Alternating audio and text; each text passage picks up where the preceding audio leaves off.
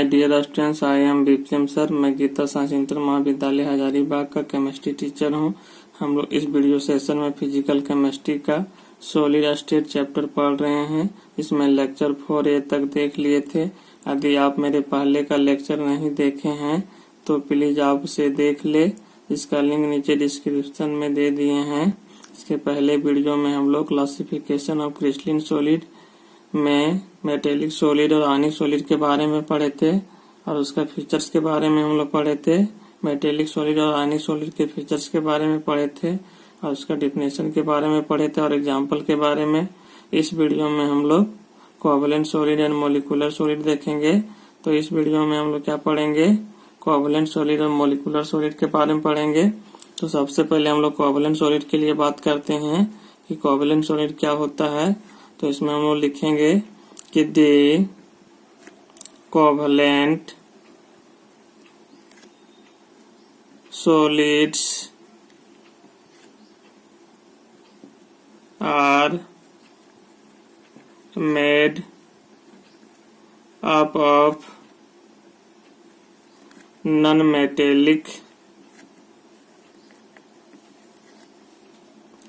atoms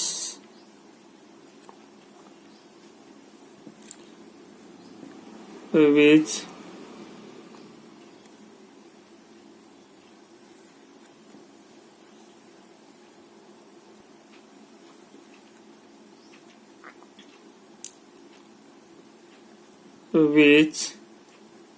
are held together by a strong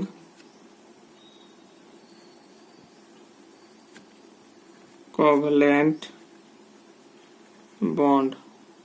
तो इसमें जो बोला है आपका कोवैलेंट सॉलिड में, the covalent solid are made up of non metallic atoms which are held together by a strong covalent bond. ये जो हमारा बना होता है किसके द्वारा बना होता है कि नॉन मेटेलिक एटम्स, मतलब नॉन मेटल से बना होता है। कौन सा, कोवैलेंट सॉलिड।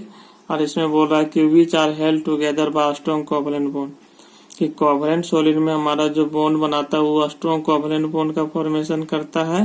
क्या करता है, स्ट्रॉन्ग कोवैलेंट बॉन्ड का फॉर्मेशन होता है इसमें। और ये जो बना होता है नॉन मेटेलिक एटम से, मतलब नॉन मेटल से। तो हम लोग बोल सकते हैं सिंपल तरीका से कि जो कोवैलेंट सॉलिड हमारा बना होता है नॉन मेटल से बना होता है और इसमें जो हमारा कोवैलेंट बॉन्ड एक दूसरे के साथ बनाता है वो स्ट्रॉन्ग कोवैलेंट बॉन्ड बनाता है। एक दूसरे एटम के साथ जो इसमें कॉम्बिनेशन होता है उसमें हमारा क्या होता है, स्ट्रॉन्ग कोवैलेंट बॉन्ड बनाता है। और इसी में हम लोग पढ़ेंगे कि कोवैलेंट सॉलिड को नेटवर्क सॉलिड के नाम से भी जाना जाता है। तो इसमें हम लोग आगे देखेंगे कि नेटवर्क सॉलिड कैसे हम लोग कहते हैं इसको, कोवैलेंट सॉलिड को।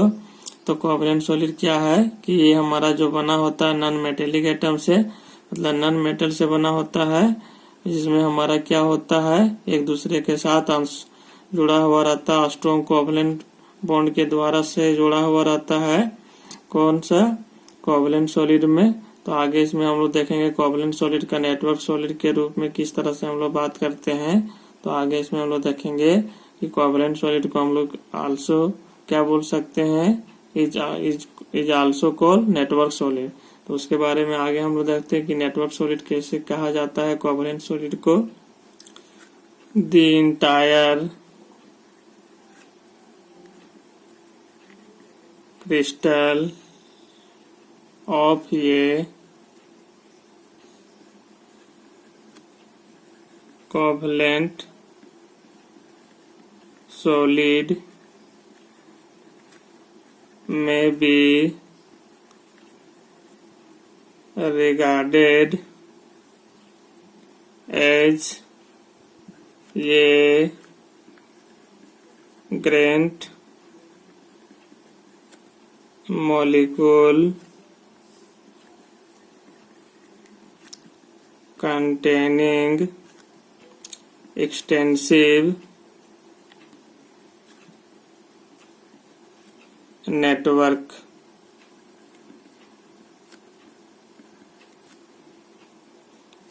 of a strong covalent bonds, and therefore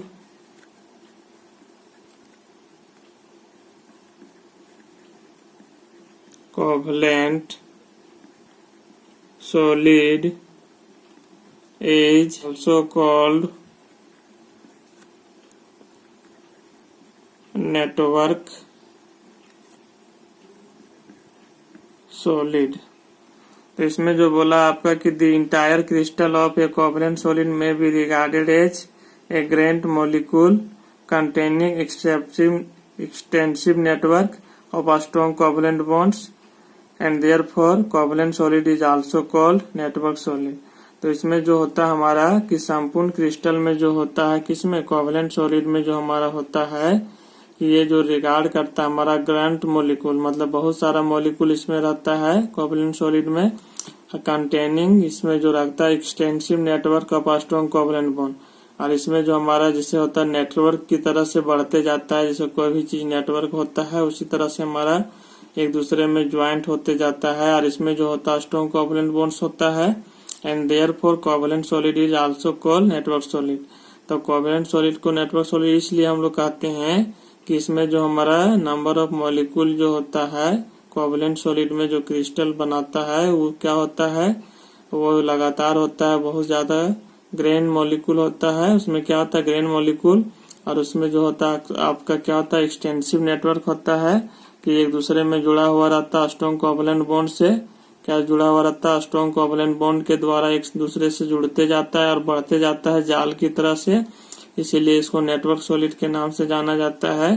तो वही बोला the entire crystal of a covalent solid may be regarded as grand molecule, और जो हमारा जो इसमें जो रिगार्ड किया जाता है पूरा क्रिस्टल को ग्रेन्ड मॉलिक्यूल से containing extensive network of strong covalent bond, और इसमें जो होता है एक एक्सटेंसिव नेटवर्क होता है, इसमें स्ट्रॉन्ग कोवलेंट बॉन्ड होता है, and therefore covalent solid is also called network solid. इसलिए हम लोग कोवलेंट सॉलिड को क्या बोलते हैं, नेटवर्क सॉलिड बोलते हैं।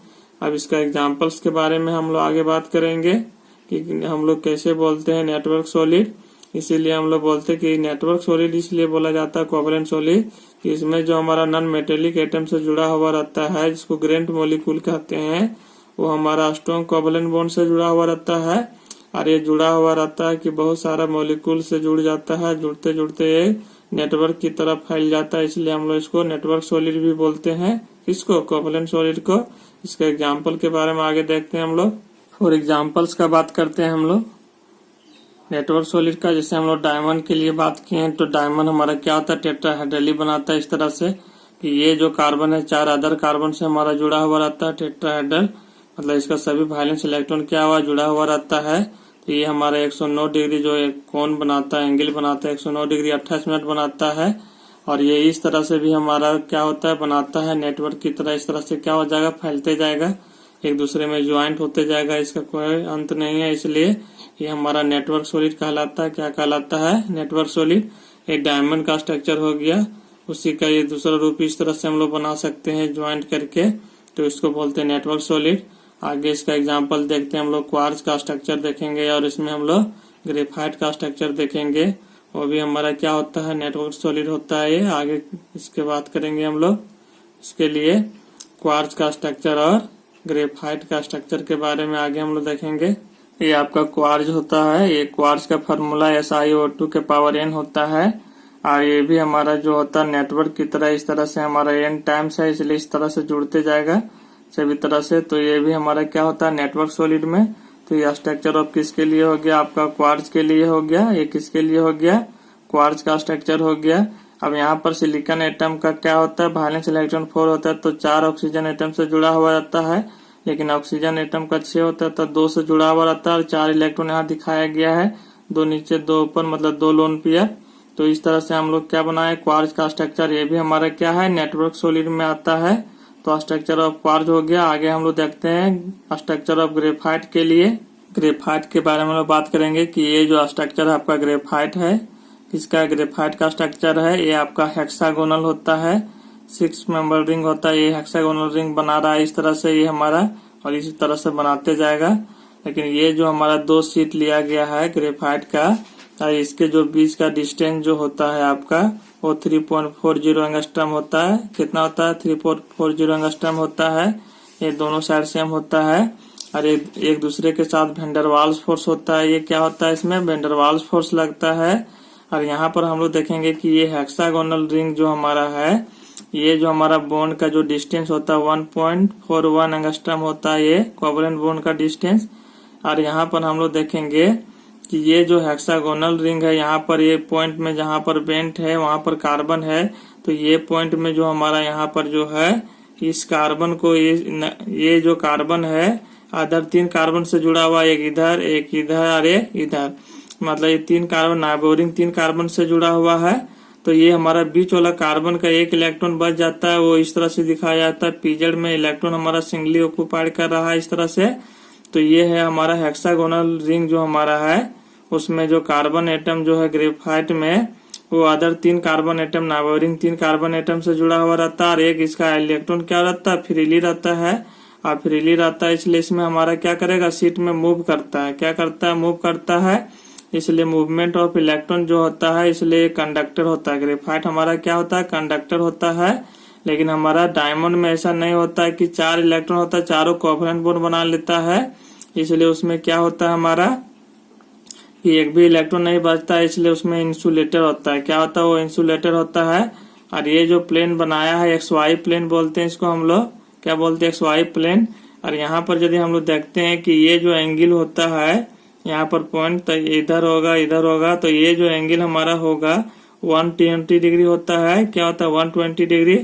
और यहाँ जो इस कार्बन का जो हाइब्रिडाइजेशन होता है, जो 3 अदर कार्बन से जुड़ा हुआ रहता है, उसका जो हाइब्रिडाइजेशन जो होगा आपका वो sp2 हाइब्रिडाइजेशन होता है। क्या होता है? sp2 hybridisation. और 2 कार्बन के बीच जो हमारा बॉन्ड बनाता है वो बोलते हैं नॉर्मल कोवलेंट बॉन्ड, और बोला जाता है नॉर्मल कोवलेंट बॉन्ड। मतलब क्या बोला जाता है? 2c2 इलेक्ट्रॉन, मतलब 2 सेंटर, मतलब यहाँ और यहाँ हुआ 2 सेंटर और 2 इलेक्ट्रॉन से मिलकर बनाया, इसलिए 2c2 सेंटर बॉन्ड बोलते हैं। और उसी को बोलते हैं नॉर्मल कोवलेंट बॉन्ड। क्या बोलते हैं? Normal covalent bond. तो ये स्ट्रक्चर किसका हो गया? ग्रेफाइट का हो गया। किसका हो गया? ये ग्रेफाइट का हो गया। कि एक शीट और दूसरे शीट में जो है ग्रेफाइट का जो होता है, ये जो हमारा डिस्टेंस में रखा जाता है कितना? 3.40 एंगस्ट्रम में। और इसमें वेंडरवाल्स फोर्स लगता है। क्या लगता है? वेंडरवाल्स फोर्स। और इसमें हेक्सागोनल रिंग होता है। और इसमें क्या होता है कि जो हमारा ग्रेफाइट का कार्बन जो होता है सेंटर में, वो 3 अदर कार्बन से जुड़ा हुआ रहता है। और कार्बन का 4th इलेक्ट्रॉन जो रहता है वो हमारा क्या होता है? 2p जेड एटॉमिक ऑर्बिटल में रहता है, जो फ्रीली रहता है, मूवमेंट करता है। और मूवमेंट करने से क्या होता है? इलेक्ट्रिक करंट उत्पन्न होता है। इसलिए हम लोग बोलते हैं कि ये हमारा कंडक्टर होता है। ग्रेफाइट क्या बिहेव करता है? कंडक्टर का। और डायमंड क्या करता है? इंसुलेटर का बिहेव करता है। तो एक क्वेश्चन में पूछा भी जाता है कि what do you mean by graphite is a conductor? Why? क्यों? जो हमारा क्या होता है कि कंडक्टर क्यों होता है ग्रेफाइट में और डायमंड में इंसुलेटर होता है? वाई? क्यों ऐसा होता है? तो इसका एक्सप्लेनेशन आगे हम लोग देखेंगे कि ये जो स्ट्रक्चर हो गया किसके लिए हो गया? ग्रेफाइट के लिए हो गया। किसके लिए? ग्रेफाइट के लिए। तो इसमें जो याद रखना है कि जो ग्रेफाइट का कार्बन एटम जो सेंटर में होता है, जो बीच में होता है, वो 3 अदर कार्बन एटम से जुड़ा हुआ रहता है। इसमें XY प्लेन होता है और इसमें वेंडरवाल्स फोर्स होता है। जो डिस्टेंस जो होता है एक दूसरे शीट के बीच में, जो डिस्टेंस हमारा जो होता है वो 3.40 एंगस्ट्रम होता है। और इसका जो एंगल यहाँ बना रहा है हेक्सागोनल शीट में वो 120 डिग्री होता है। इसमें sp2 हाइब्रिडाइजेशन होता है और ये नॉर्मल कोवलेंट बॉन्ड का फॉर्मेशन करता है। क्या होता है? नॉर्मल कोवलेंट बॉन्ड का फॉर्मेशन करता है। तो ये स्ट्रक्चर क्या हो गया? ग्रेफाइट का। अब आगे हम लोग देखेंगे एक्सप्लेनेशन इसका कि डायमंड हमारा जो होता है इंसुलेटर होता है और ग्रेफाइट जो होता है कंडक्टर होता है। ऐसा क्यों होता है उसका एक्सप्लेनेशन के बारे में आगे हम लोग बात करते हैं। आगे in diamond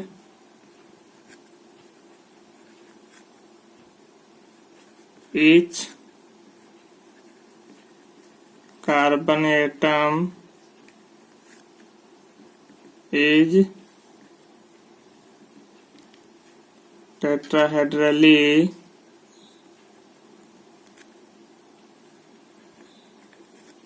surrounded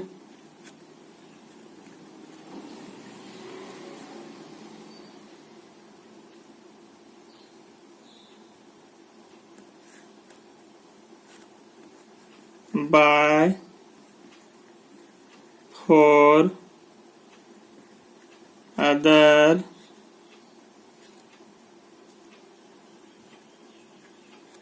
carbon atom through normal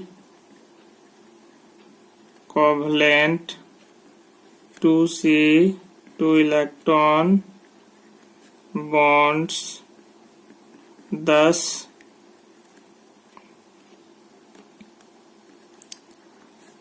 all the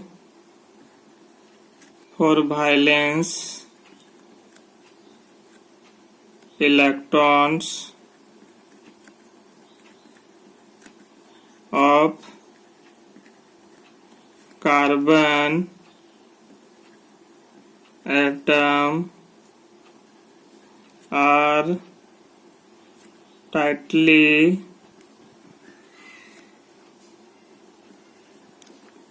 held and this is why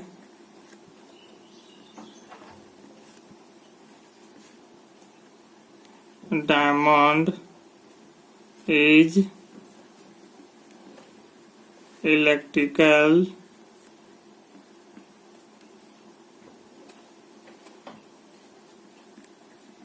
insulator. तो इसमें जो बोला है कि in diamond each carbon atom is tetrahedrally surrounded by 4 other carbon atom through normal covalent bond, उसको बोलते हैं 2C 2 electron bonds.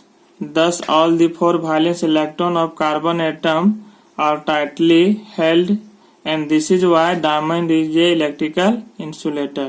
तो इसमें जो बोला है कि डायमंड जो हमारा डायमंड का जो कार्बन एटम है वो टेट्राहेड्रली सराउंडेड रहता है. कैसा रहता है? टेट्राहेड्रली सराउंडेड रहता है. और किसके द्वारा? कि 4 अदर कार्बन एटम के द्वारा वो क्या होता है? नॉर्मल कोवेलेंट बॉन्ड में जुड़ा हुआ रहता है, जिसको हम लोग बोलते हैं 2C 2 इलेक्ट्रॉन बॉन्ड्स. 10 इस प्रकार से all the 4 valence electron of carbon atom are tightly held. और इस तरह से चारों वायलेंस इलेक्ट्रॉन उसमें क्या होता है? हेल्ड किया होता है, जुड़ा हुआ रहता है. And this is why diamond is a electrical insulator.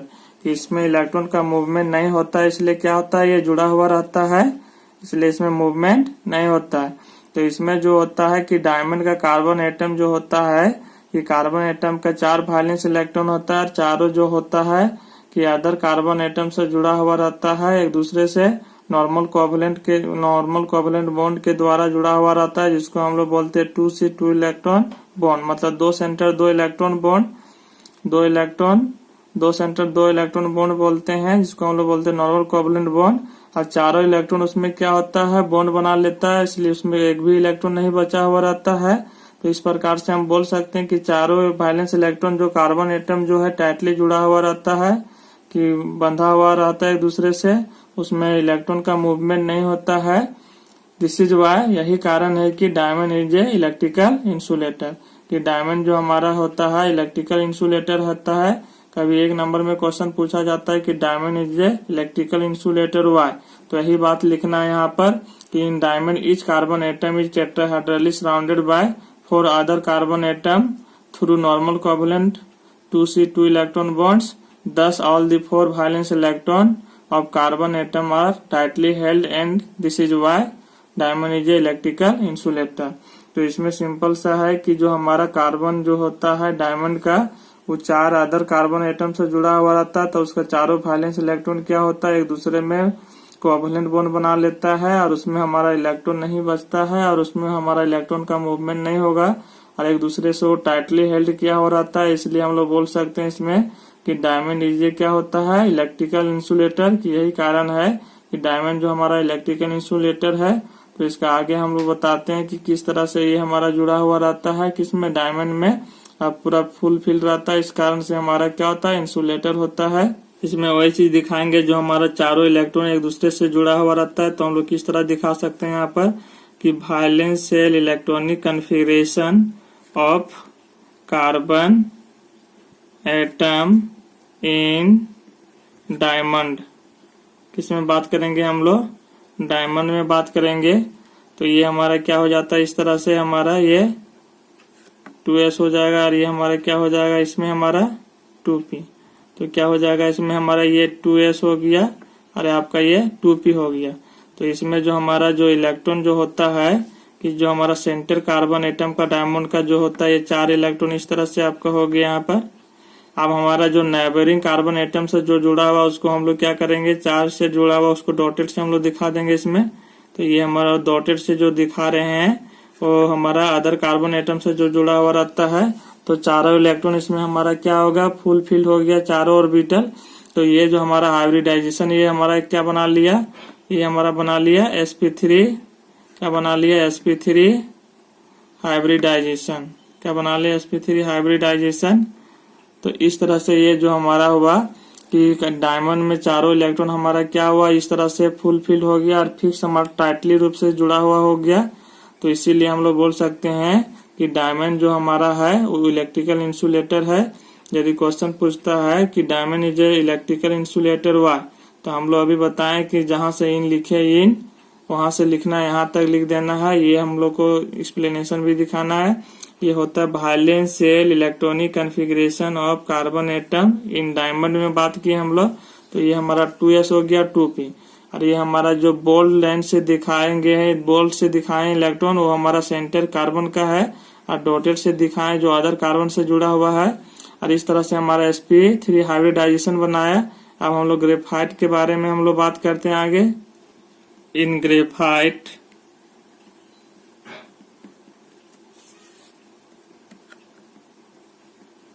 the sp2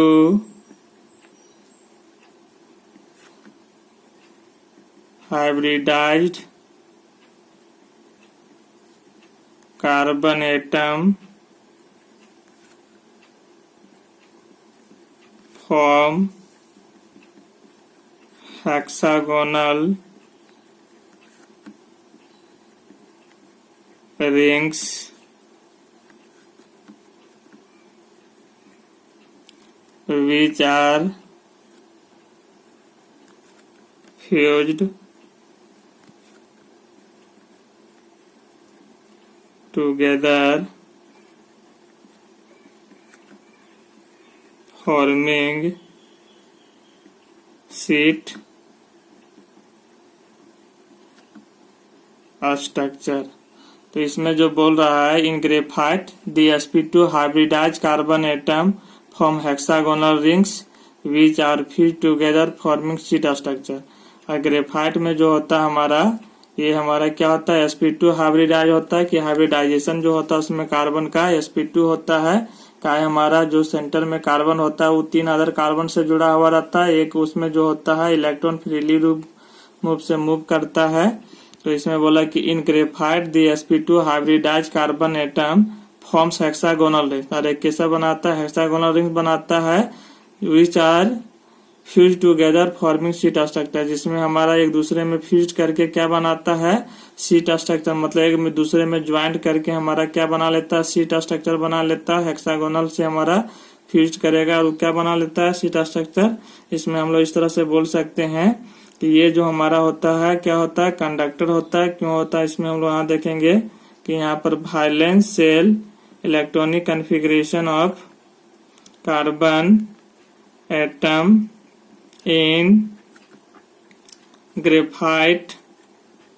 तो हम लोग ग्रेफाइट में बात करते हैं कार्बन एटम के लिए। तो इस तरह से हमारा जो होता है ये आपका valence shell electronic configuration of carbon atom in किस में बात कर रहे हैं हम लोग, ग्रेफाइट में। तो ये हमारा क्या हो गया, ये 2s हो गया और ये हमारा 2p होगा। जो हमारा ये अब बोल्ड से दिखाएंगे इलेक्ट्रॉन जो हमारा सेंटर में जो कार्बन है उसके लिए, ये हमारा बोल्ड से इलेक्ट्रॉन जो 4 वैलेंस इलेक्ट्रॉन होता है कार्बन का। और ये जो हमारा कार्बन एटम जो ग्रेफाइट में होता है वो 3 अदर कार्बन से जुड़ा हुआ रहता है, जिसको हम लोग क्या करते हैं, इसमें हम लोग डॉटेड से ये दिखा रहे हैं। इसमें हम लोग ये क्या दिखा रहे हैं, इसमें हम लोग डॉटेड से। तो इसमें 3 से जुड़ा हुआ वो 3 अदर कार्बन एटम का इलेक्ट्रॉन हुआ और ये सेंटर कार्बन एटम का 4 इलेक्ट्रॉन हुआ। तो ये हमारा क्या हुआ, ये 2pz हो गया। 2pz एटॉमिक ऑर्बिटल जो हमारा सिंगली ऑक्युपाइड है। और सिंगली ऑक्युपाइड जो मिलकर हमारा पाई मोलिकुलर ऑर्बिटल बनाता है। क्या बनाता है? Molecular orbital. और ये इलेक्ट्रॉन जो हमारा है 2pz एटॉमिक ऑर्बिटल में, ये हमारा फ्रीली रूप से मूव करेगा उसमें शीट में, क्रिस्टल शीट में, हमारा हेक्सागोनल शीट में। और ये जब हमारा मूव करेगा तो इलेक्ट्रिक करंट उत्पन्न होगा, उसमें इलेक्ट्रिक करंट पास करेगा। तो इसीलिए हम लोग कहते हैं कि ग्रेफाइट जो होता है इलेक्ट्रिकल कंडक्टर होता है, लेकिन डायमंड हमारा क्या होता है? इलेक्ट्रिकल इंसुलेटर होता है, क्योंकि उसमें चारों इलेक्ट्रॉन से हमारा क्या होता है? बॉन्ड बना हुआ था, कोवलेंट बॉन्ड बना हुआ था। तो ये जो हम लोग बात करते हैं कि ये जो हमारा हुआ यहाँ पर, तो क्या एस में ये हो गया एस और यहाँ पी में 2 हुआ, इसलिए इसका हाइब्रिडाइजेशन हो गया sp2 हाइब्रिडाइजेशन। क्या हो गया? sp2 hybridisation. ये आपका क्या हो गया? sp2 हाइब्रिडाइजेशन हो गया आपका यहाँ पर, इसमें ग्रेफाइट में हो गया। तो इसमें जो बोला है कि sp2 हाइब्रिडाइज वही हुआ, sp2 हाइब्रिडाइज बोला गया कार्बन एटम जो हमारा हेक्सागोनल रिंग बनाता है, जिसमें फ्यूज करके हमारा एक साथ जुड़ के क्या बनाता है? शीट स्ट्रक्चर बना लेता है। और इस तरह से यहाँ पर हमारा जो ये सिंगली ऑक्यूपाइड इलेक्ट्रॉन है 2pz एटॉमिक ऑर्बिटल में, तो ये इलेक्ट्रॉन हमारा क्या करता है? शीट में मूवमेंट करेगा, जिसके कारण से हमारा क्या होता है? ये हमारा ग्रेफाइट क्या होता है? कंडक्टर कहलाता है। क्या कहलाता है? कंडक्टर। इसको हम लोग बोलते हैं valence shell electronic configuration of carbon atom in graphite. तो यहाँ पर 2s लिए 2 पे, ये बोल्ड लाइन से हम लोग इलेक्ट्रॉन दिखाएं जो सेंटर में कार्बन है, और डॉटेड से ये जो बाद में हम लोग दिखाएं, ये डॉटेड से वो जो हमारा नाइबरिंग कार्बन एटम से जुड़ा हुआ रहेगा उसका इलेक्ट्रॉन हमारा है। तो इस तरह से हम लोग देखें कि sp2 हाइब्रिडाइज बनाया किसमें? ग्रेफाइट में। और 2pz एटॉमिक ऑर्बिटल हमारा सिंगली ऑक्यूपाइड है, इसलिए हमारा क्या करेगा? इलेक्ट्रॉन का मूवमेंट करेगा, और इसे मूवमेंट करने से क्या होता है? हमारा इलेक्ट्रिक करंट पास होता है, इसलिए हमारा क्या कहलाता है? कंडक्टर। अब इसी के बारे में हम लोग नीचे आगे लिखेंगे। इन graphite each carbon atom is bonded to 3 neighboring other carbon atoms through normal covalent 2s2 electron bonds using singly occupied sp2 hybrid orbital. Such sheet of carbon atom lie on xy plane and are held parallel to one another by a weak van der Waals force at distance of 3.4 angstrom. तो इसमें जो बोला है कि graphite का carbon atom जो होता है आपका 3 अदर नाइबरिंग कार्बन एटम से जुड़ा हुआ रहता है, किसके द्वारा? नॉर्मल कोवलेंट बॉन्ड, जिसको बोलते हैं 2s2 इलेक्ट्रॉन बॉन्ड के द्वारा क्या होता है? जुड़ा हुआ रहता है। इसमें क्या होता है? जुड़ा हुआ रहता है। और इसमें जो हम लोग sp2 हाइब्रिड ऑर्बिटल यूज करते हैं, जो हम लोग यूजिंग करते हैं singly occupied sp2 hybrid orbital, इसमें हमारा क्या होता है कि हेक्सागोनल शीट स्ट्रक्चर बनाता है कार्बन एटम का, जो हमारा XY प्लेन में होता है। उसमें क्या होता है? XY प्लेन में होता है। और जो held parallel to one another जो बनाता है, एक शीट दूसरे शीट के पैरेलल में बनाएगा। और इसमें जो होता है weak van der Waals force लगता है, जो हमारा डिस्टेंस होता है इसका वैन डर वाल्स फोर्स का 3.4 एंगस्ट्रम होता है। तो इसमें हम लोग सिंपल बोल सकते हैं कि ग्रेफाइट का जो कार्बन होता है अदर 3 कार्बन एटम से जुड़ा हुआ रहता है, किसके द्वारा? नॉर्मल कोवलेंट बॉन्ड के द्वारा। और इसमें जो हमारा singly occupied sp2 hybrid orbital होता है, क्या होता है? सिंगली ऑक्यूपाइड हाइब्रिड ऑर्बिटल जो रहता है। और इसमें जो हमारा क्या होता है कि शीट स्ट्रक्चर बनाता है, हेक्सागोनल शीट स्ट्रक्चर बनाता है, जो हमारा XY प्लेन में हमारा क्या होता है? जो XY प्लेन होता है इसमें। और जो ये पैरेलल होता है, एक दूसरे का पैरेलल होता है वन अनदर, जो हमारा weak van der Waals force लगता है इसमें, जो जिसका डिस्टेंस हमारा क्या होता है? 3.4 एंगस्ट्रम। तो इसमें हम लोग सिंपली बोल सकते हैं कि ग्रेफाइट का कार्बन जो होता है सेंटर में, वो अदर 3 कार्बन एटम से जुड़ा हुआ रहता है, और एक इलेक्ट्रॉन इसका singly occupied 2pz atomic orbital में रहता है। और ये हेक्सागोनल शीट बनाता है। और इसमें XY प्लेन होता है। क्या होता है? XY प्लेन होता है। और ये जो शीट जो हमारा पैरेलल बनेगा एक दूसरे का वन अनदर, क्या बनता है? वन अनदर, जो weak van der Waals force बनाता है। और इसका जो डिस्टेंस होता है वैन डर वाल्स फोर्स का, जो एक दूसरे में होता है 3.4 एंगस्ट्रम होता है। तो ये हमारा ग्रेफाइट के बारे में जो पीछे हम लोग स्ट्रक्चर बताए थे, वही चीज के बारे में इसमें बोला है कि sp2 हाइब्रिडाइजेशन होता है। अब इसी के बारे में हम लोग आगे देखते हैं। फिर इसमें बोला है कि the 4th valence electron of carbon atom present in pz atomic orbital the singly occupied parallel to pz atomic orbital of carbon atom take part in linear combination forming delocalized pi molecular orbitals which are situated in between the plane of carbon and these pi electron move freely throughout the graphite crystal. Therefore graphite is a electrical conductor. और इसीलिए हम लोग बोलते हैं graphite क्या है, electrical conductor. तो इसमें जो आपका बोला है कि जो हमारा फोर्थ इलेक्ट्रॉन जो हमारा होता है ग्रेफाइट का, कार्बन एटम का जो फोर्थ इलेक्ट्रॉन जो होता है, जो हमारा पीजेड एटॉमिक ऑर्बिटल में हमारा रहता है, क्या रहता है, पीजेड एटॉमिक ऑर्बिटल में, और उसमें हमारा सिंगली ऑक्युपाइड रहता है। वह क्या रहता है, singly occupied parallel to p z atomic orbital में जो कार्बन एटम में जो हमारा रहता है वो एक take part in linear combination, और उसमें जो हमारा होता है कि वो लीनियर कॉम्बिनेशन कंबाइन करके जो हमारा कॉम्बिनेशन जो बनाता है पाई मोलिकुलर ऑर्बिटल का फॉर्मेशन करता है, जिसमें हमारा situated at between the plane, और किसमें रहता है, वो प्लेन में रहता है। एंड दिस पाई इलेक्ट्रॉन ये move freely throughout the graphite, और ये जो हमारा फ्रीली रूप से मूव करेगा सीट के क्रिस्टल में, ग्रेफाइट क्रिस्टल में। एंड देयरफॉर इसलिए इलेक्ट्रिकल कंडक्टर, ग्रेफाइट ये क्या होता है, इलेक्ट्रिकल कंडक्टर। तो इसमें जो आपका बोला कि the fourth valence electron of carbon atom present in PZ atomic orbital, carbon atom का फोर्थ चौथा इलेक्ट्रॉन जो हमारा प्रेजेंट रहता है पीजेड एटॉमिक ऑर्बिटल में रहता है। फिर बोला the singly occupied parallel to p z atomic orbital of carbon atom take part in linear combination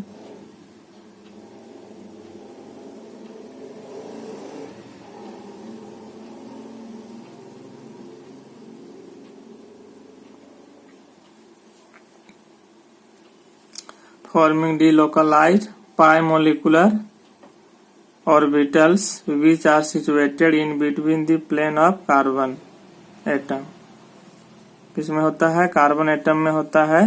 तो इसमें जो बोला कि जो हमारा सिंगली ऑक्युपाइड जो हमारा parallel to p z atomic orbital जो कार्बन एटम जो होता है वो क्या हमारा मिल के बनाता है एक दूसरे से लीनियर कॉम्बिनेशन जो बनाता है, और वो क्या बनाता है, पाई मोलिकुलर ऑर्बिटल बनाता है, जिसमें हमारा वो जो सिचुएटेड किया जाता है किसमें, किसके बीच में, प्लेन ऑफ कार्बन के बीच में हमारा सिचुएटेड किया जाता है।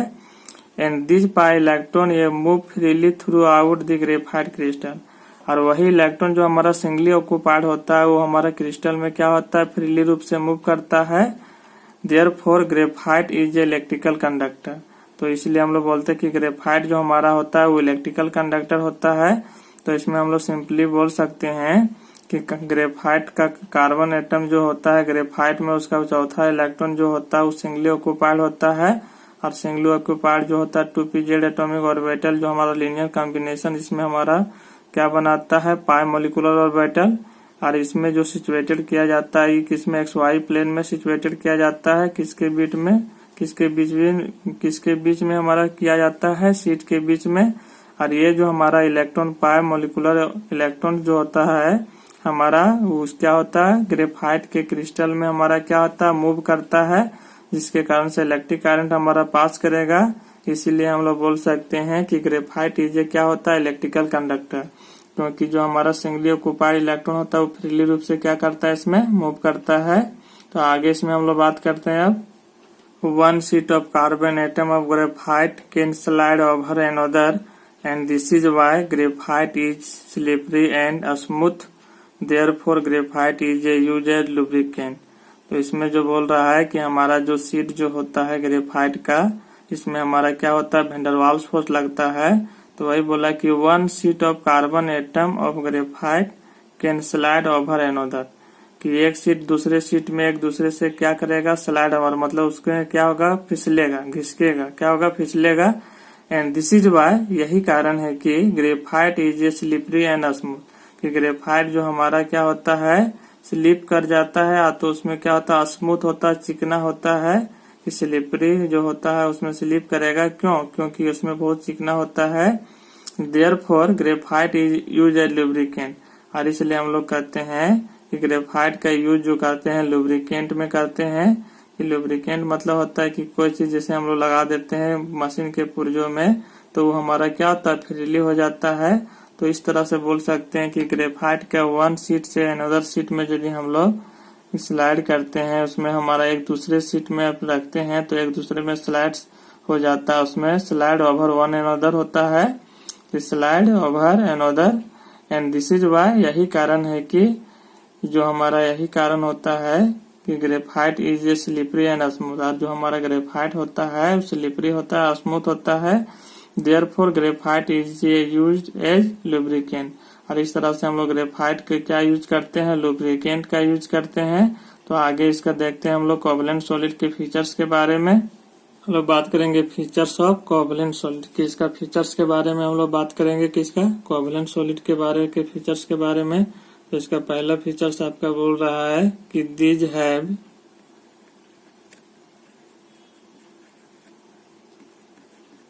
Very high melting point. तो इसमें जो बोला है कि दीज है वेरी हाई मेल्टिंग पॉइंट, कि इसमें जो हमारा होता है कि इसका मेल्टिंग पॉइंट बहुत ज्यादा होता है, किसमें, कोवैलेंट सॉलिड में। दूसरा हम लोग बात करेंगे इसमें कि दीज हैव वेरी हार्ड। और इसमें जो होता है ये हमारा क्या होता है, बहुत कठोर होता है, कि दीज है वेरी हार्ड, कि इसमें जो होता है कोवैलेंट सॉलिड क्या होता है, कठोर होता है। तीसरा फीचर्स की हम लोग बात करेंगे कि दीज आर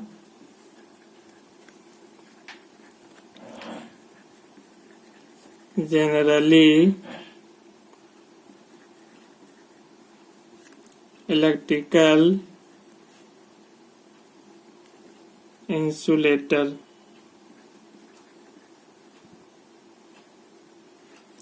इलेक्ट्रिकल इंसुलेटर।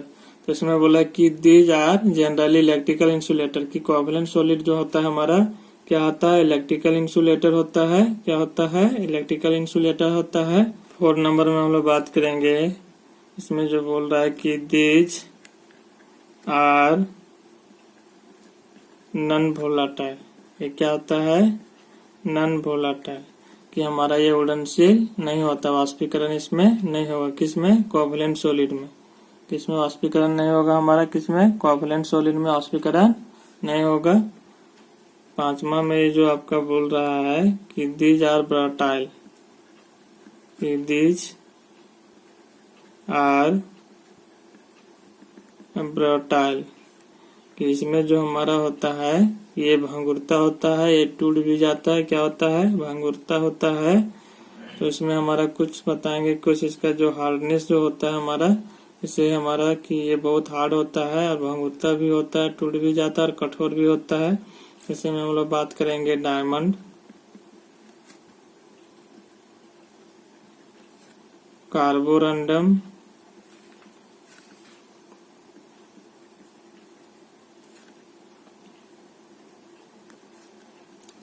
और होता है कोरंडम। तो इसमें जो इसका जो फार्मूला होता है डायमंड का सी होता है, इसका होता है सिलिकॉन कार्बाइड, आता है सिलिकॉन कार्बाइड। और इसका जो होता है Al2O3, इसको कोरंडम बोलते हैं। इसमें जो आपका हार्डनेस जो होता है आपका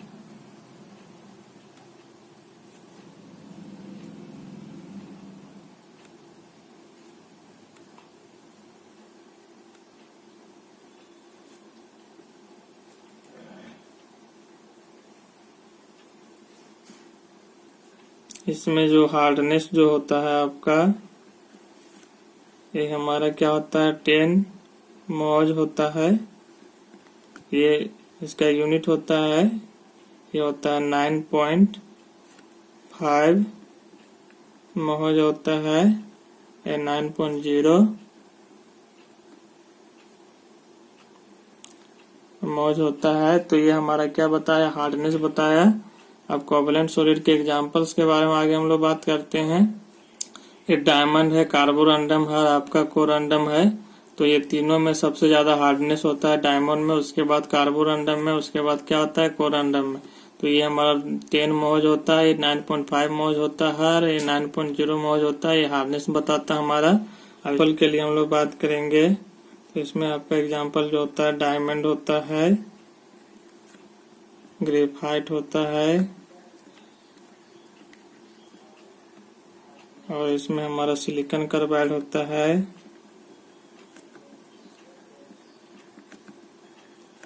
etc।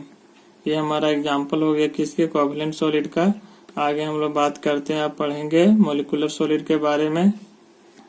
डी नंबर में आपका मॉलिक्यूलर सॉलिड है। जो मॉलिक्यूलर सॉलिड जो बना होता है कोवैलेंट मॉलिक्यूल से, जिसमें हमारा वैन डर वाल्स फोर्स लगता है, डायपोल डायपोल इंटरेक्शन होता है और हाइड्रोजन बॉन्डिंग बनाता है, वो मॉलिक्यूलर सॉलिड कहलाता है। तो इसके बारे में हम लोग बात करते हैं। आगे लिखते हैं, दे molecular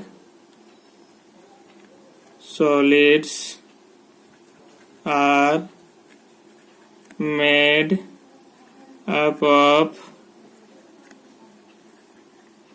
covalent molecules which are held together by van der Waals force, dipole dipole interaction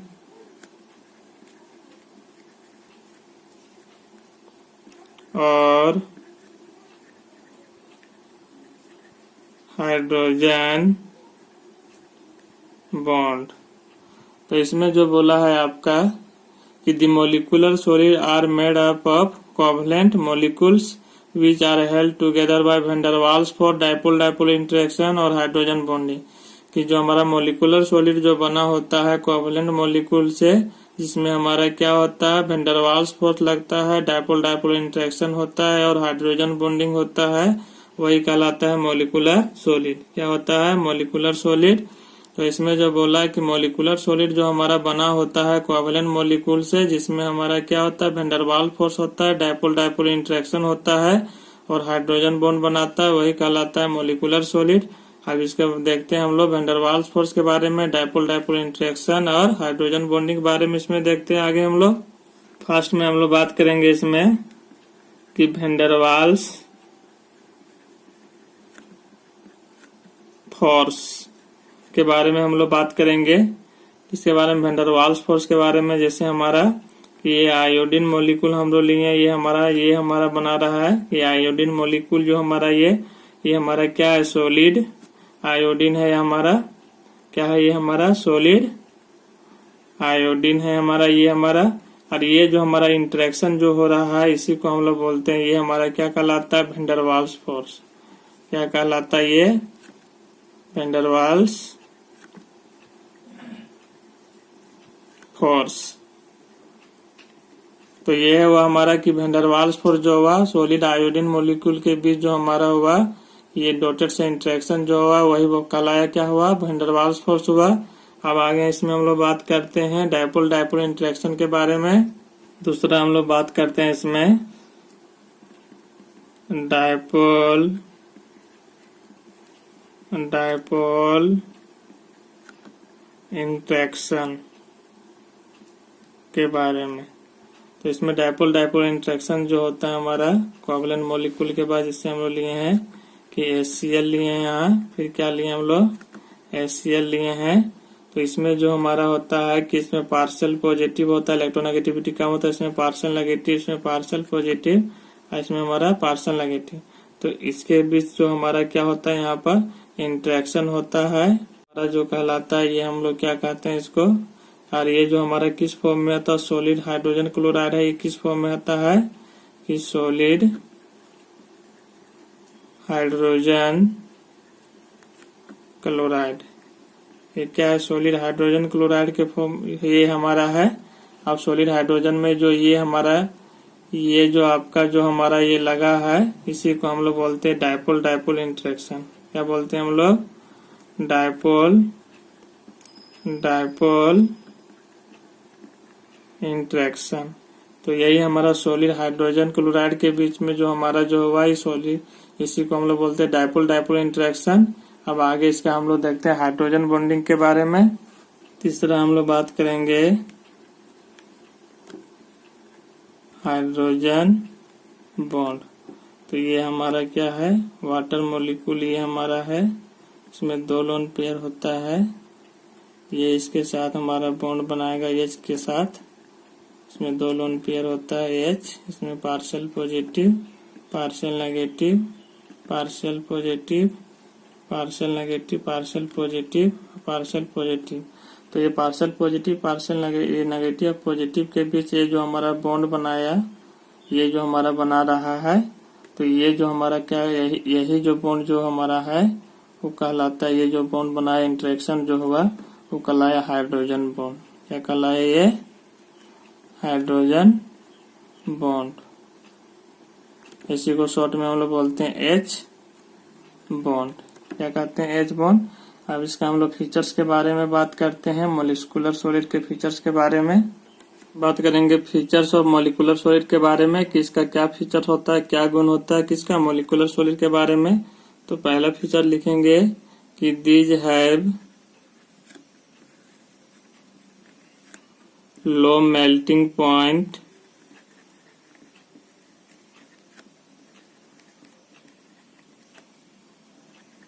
and boiling point. किसमें जो होता है low melting point and boiling point होता है किसमें, मॉलिक्यूलर सॉलिड में। दूसरा हम लोग बात करते हैं इसमें कि दीज आर वोलाटाइल। ये जो होता है आपका क्या होता है, वोलाटाइल होता है, वाष्पीकरण होता है इसमें। गर्म करेंगे पिघलाएंगे तो हम लोग क्या करेगा, उड़ जाएगा, वाष्प हो जाता है। तीसरा जो इसमें बोल रहा है आपका कि these are generally salt, these are generally salt. और ये हमारा जनरली साल्ट के रूप में होता है। मॉलिक्यूलर सॉलिड क्या होता है, साल्ट के फॉर्म में होता है। नेक्स्ट बात करेंगे हम लोग 4 नंबर में कि these are electrical insulator, these are electrical insulator. तो इसमें बोला कि दीज आर क्या है आपका, इलेक्ट्रिकल इंसुलेटर, मतलब इसमें इलेक्ट्रिक करंट पास नहीं होता किसमें, मॉलिक्यूलर सॉलिड में। तो पहला बोला कि these have low melting point and boiling point, इसमें लो मेल्टिंग पॉइंट और बॉइलिंग पॉइंट होता है। दीज आर वोलाटाइल, ये आपका वाष्पीकरण होता है, उड़नशील होता है ये आपका। दीज आर जनरली साल्ट, और ये क्या होता है आपका, जनरली साल्ट के रूप में होता है। दीज आर इलेक्ट्रिकल इंसुलेटर, और ये आपका क्या होता है, इलेक्ट्रिकल इंसुलेटर होता है, इसमें इलेक्ट्रिक करंट पास नहीं होता है। अब इसका एग्जाम्पल के बारे में बात करेंगे हम लोग। फॉर एग्जाम्पल के लिए हम लोग बात करेंगे, तो इसका मॉलिक्यूलर सॉलिड का जो एग्जाम्पल के लिए हम लोग बात कर रहे हैं कि वैक्स, मतलब मोम जो होता है, कैम्फर, क्या होता है, कैम्फर। फिर क्या होता है आपका नेपथिलीन, क्या होता है, नेपथिलीन। उसी तरह से आपका क्या होता है, आयोडीन, इसको आई के फॉर्म में होता है। फिर क्या होता है, फास्फोरस,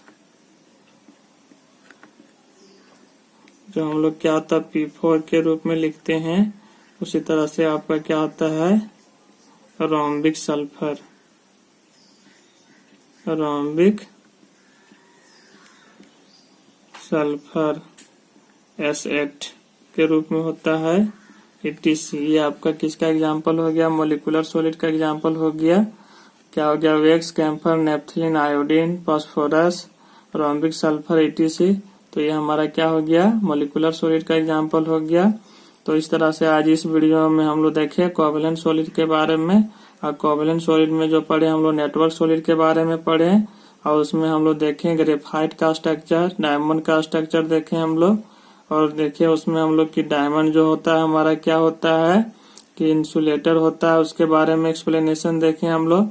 और ग्रेफाइट हमारा क्या होता है, कंडक्टर होता है। उसके बारे में एक्सप्लेनेशन देखें हम लोग। और हम लोग देखें कि ग्रेफाइट जो हमारा लुब्रिकेंट का काम करता है, क्या काम करता है, लुब्रिकेंट का काम करता है। फिर हम लोग कोवैलेंट सॉलिड के फीचर्स के बारे में देखें और फिर उसके हार्डनेस के बारे में हम लोग चर्चा किए कोवैलेंट सॉलिड का। फिर उसके बाद हम लोग क्या किए, उसका मॉलिक्यूलर सॉलिड के बारे में पढ़े, फिर उसका फीचर्स के बारे में पढ़े हम लोग, और फिर मॉलिक्यूलर सॉलिड का एग्जाम्पल के बारे में पढ़े। इस वीडियो में यहीं तक। नेक्स्ट वीडियो में हम लोग बात करेंगे question based on crystalline and amorphous solid से बात करेंगे हम लोग। क्वेश्चन देखेंगे हम लोग किसका, क्रिस्टलिन और एमोर्फस सॉलिड का। यदि आपको इस वीडियो में कुछ भी समझने में कोई दिक्कत है तो कमेंट बॉक्स में जरूर कमेंट करें। यदि आपको कोई भी क्वेश्चन पूछना हो तो कमेंट बॉक्स में जरूर लिखें।